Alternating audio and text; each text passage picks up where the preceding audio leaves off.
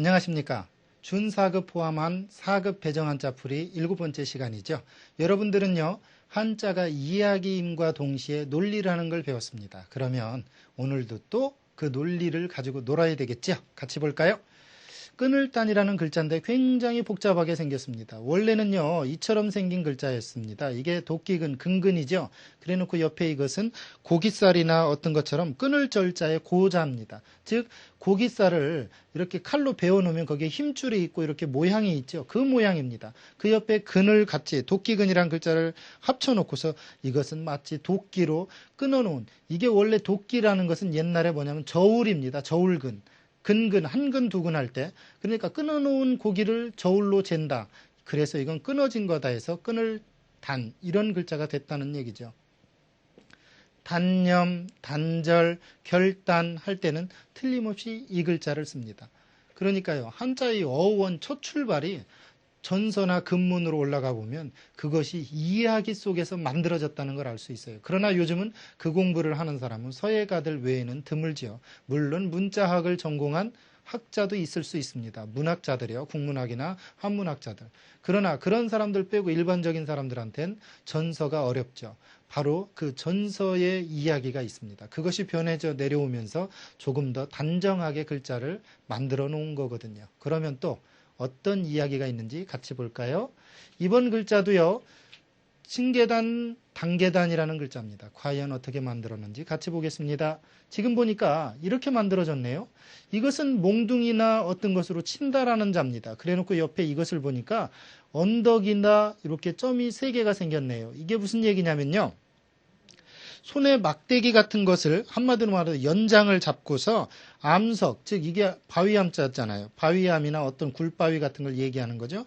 그 바위에 치니까 돌덩어리가 이렇게 생겨요. 그러면서 때리는데 부스러기가 떨어져서 그 조각이 생기죠. 그 조각은 또 층계를 만듭니다. 그래서 층계단, 조각단 이런 글자가 되는 거예요.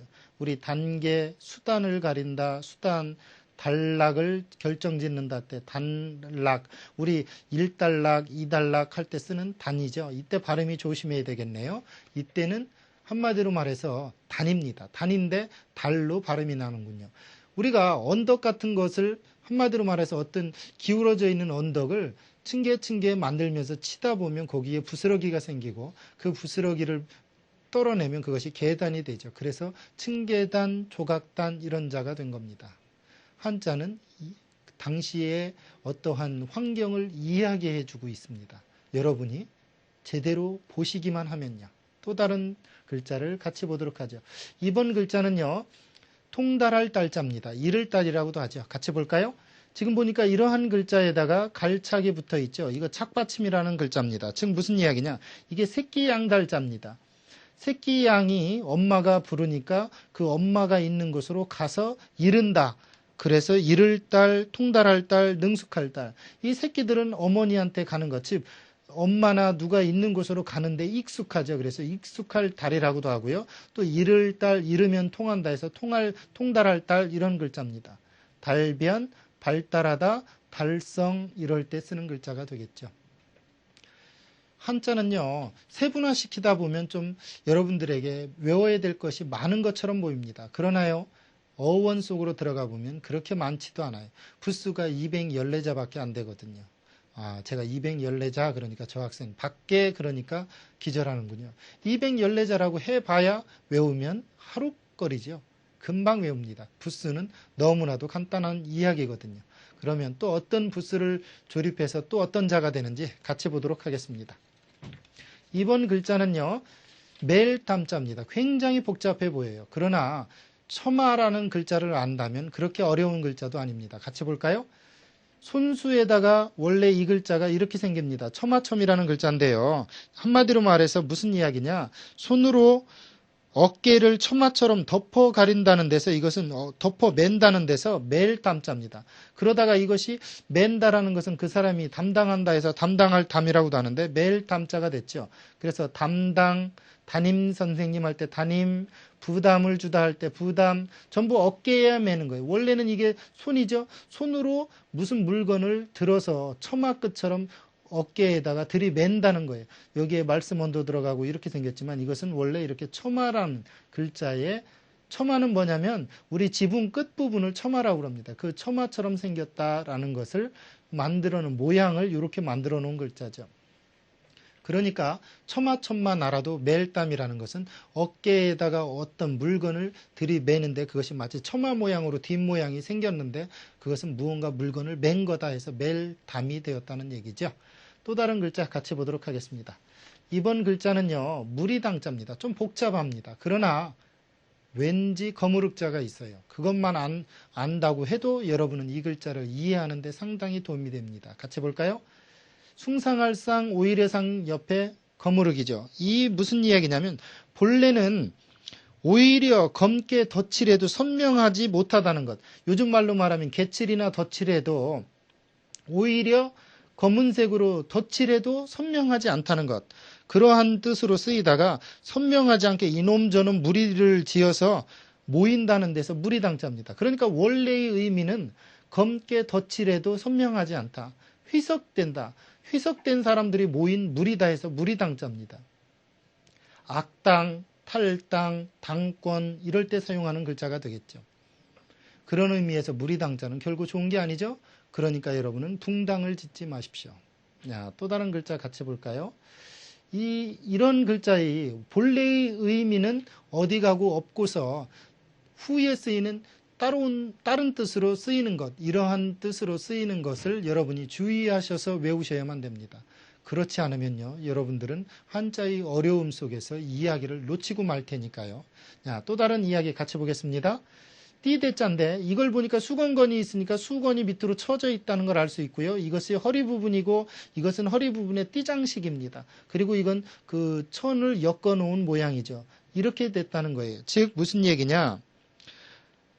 띠의 장식근이 늘어진 모양에서 띠다 해서 띠대자입니다. 우리 혁대나 뭐 이럴 때 쓰는 자죠. 이게 허리띠고요. 여기에 장식이 있고 그 장식에 수건처럼 어떤 천이 장식근이 늘어져 있는 모양입니다. 안대, 지대, 열대, 림 할 때 사용하는 자죠. 사실 조금 있으면 여름이고 여름에는 항상 열대야가 있죠. 열대야의 뜻은 원래 물을 열대야 정도 몸에 부어야 식어지는 더위다. 열대야. 저 학생 그 유머가 언젠데 아직도 쓰나요? 그 대자가 무슨 대자냐? 띠대자라는 얘기죠. 주의하십시오. 열기가 허리띠처럼 둘려 있는 것이 열대입니다. 네, 열대 맞고 외우지 마시고 그냥 외우십시오. 자, 또 다른 글자 같이 보겠습니다. 이번 글자는 뭔지 모르지만 무리가 지어 있다는 걸 알 수 있어요. 어떻게 해요? 같이 볼까요? 지금 보니까 언덕이 있고요. 옆에 왠지 이런 모양이 있습니다. 즉 언덕 같은 계단에서 사람들이 거꾸로 떨어지는 모양에서 원래는 떨어질다라는 뜻이었다가 후에 무리대 또는 떼대 또는 어떠한 그 사람들이 뭉쳐있는 것 이런 뜻으로 무리대자가 됐습니다. 그러니까 원래는 이게 사람이 거꾸로 떨어진 모양이라고 그랬는데 원래 자세히 보면 드디어수 마침내수로 어디에 물구나무 서기에서 가는 것처럼 보입니다. 8팔 밑에 돼지시 그러한 글자로 외워두시기 바라겠고요. 군대, 제대하다, 특공대 할 때 이 무리대자를 쓴다는 것 기억해 두십시오. 물론 띠대하고는 다른 의미입니다. 그러면 또 어떤 자가 있는지 같이 볼까요? 이번 글자는 여러분이 길도 도리도를 알면 그리고 마디촌을 알면 외울 수 있는 자입니다. 같이 볼까요? 길도 밑에 마디촌. 이게 무슨 얘기냐? 손을 끌고서 이 마디촌이라는 건 손이라고 그랬죠. 손을 끌고 가는 길에서 인도해 준다. 즉 소경이든 누군든 길을 가는 사람을 마디촌, 즉 손가락의 마디처럼 그것으로 가리켜서 인도해 준다 해서 인도할 도자죠.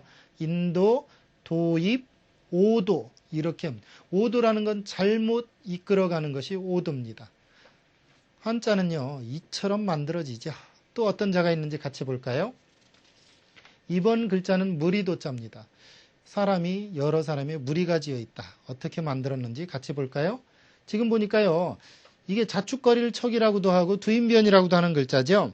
즉 길을 갈 척이라고 하는 길 갈 척과 발로 요 밑에 부분이 발이라는 글자입니다. 그 다음 땅이죠. 즉 길을 갈 때 발로서 땅을 밟고 간다는 데서 이것은 걸어다니다라는 뜻을 나타내다가 걸어다니는 사람들이 여러 사람이 모여다닌다 해서 무리도라는 글자가 됐다는 거죠. 선생님이 가면 발로서 땅을 밟고 쫓아가는 무리. 그래서 무리도죠.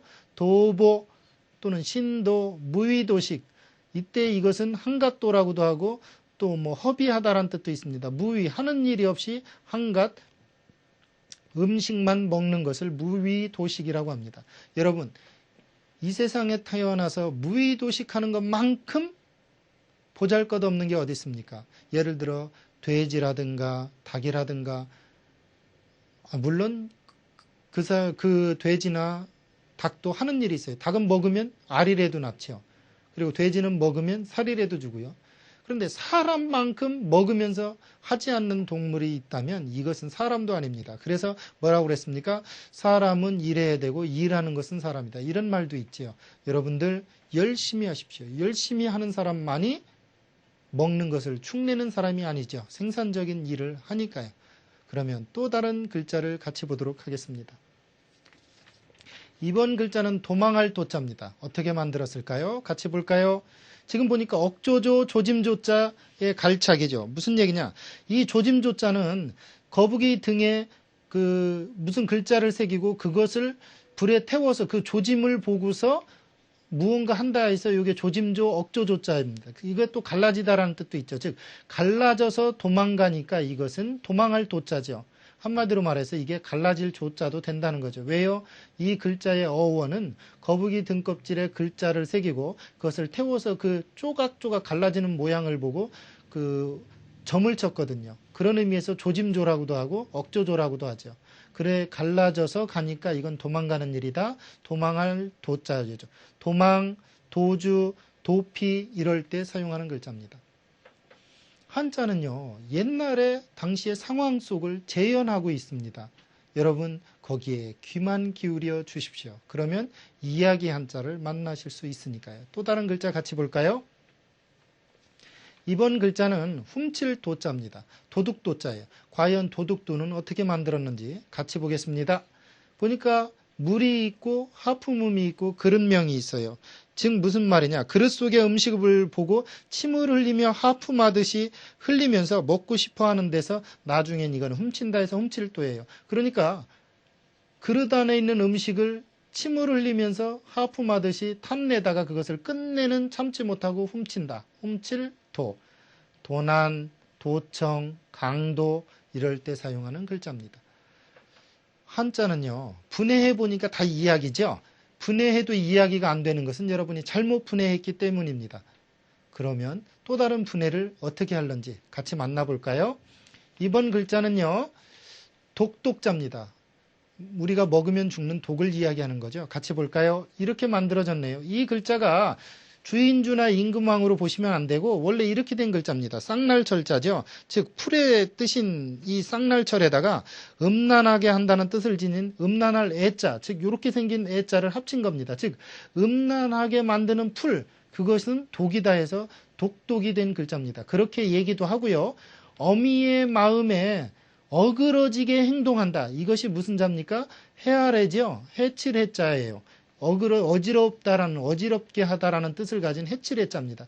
금을 막 그어놓고서 무언가를 꽂아놓은 거니까요. 그러니까 어미의 마음을 해치는 것은 독이다 해서 독독이라고도 외우면 여러분이 쉽게 외울 수 있겠습니다. 어원은요, 마음에 음란하게 하는 풀, 그것은 독이라는 뜻이죠. 독살, 독설, 맹독 이럴 때 사용하는 글자가 되겠습니다.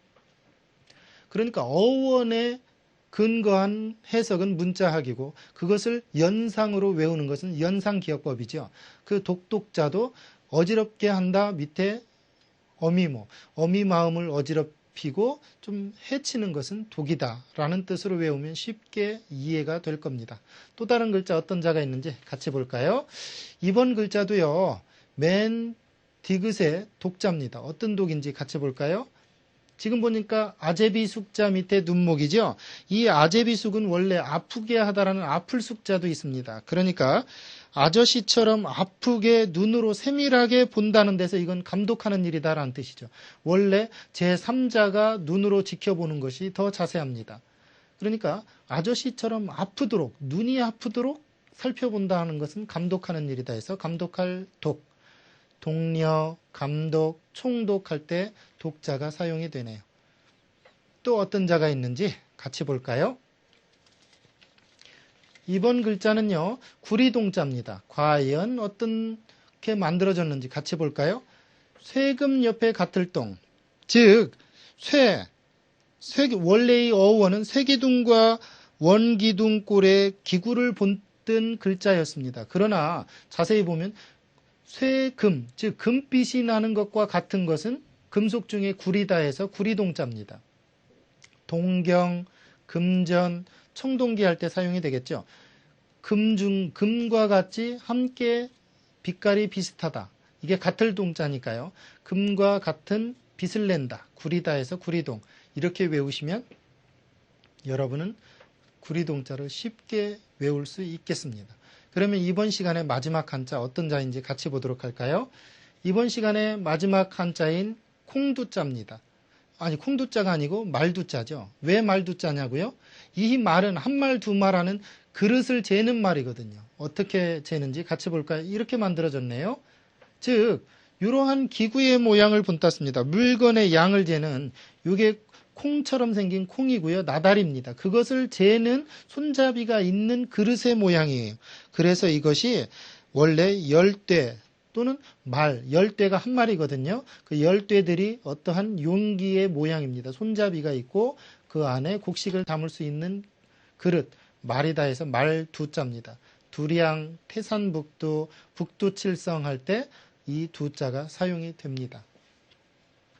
이처럼요, 상형의 의미를 가진 자도 있고 무언가 조립된 의미를 가진 글자도 있습니다. 이때 여러분들은 이야기를 놓치시지 말기 바라겠습니다.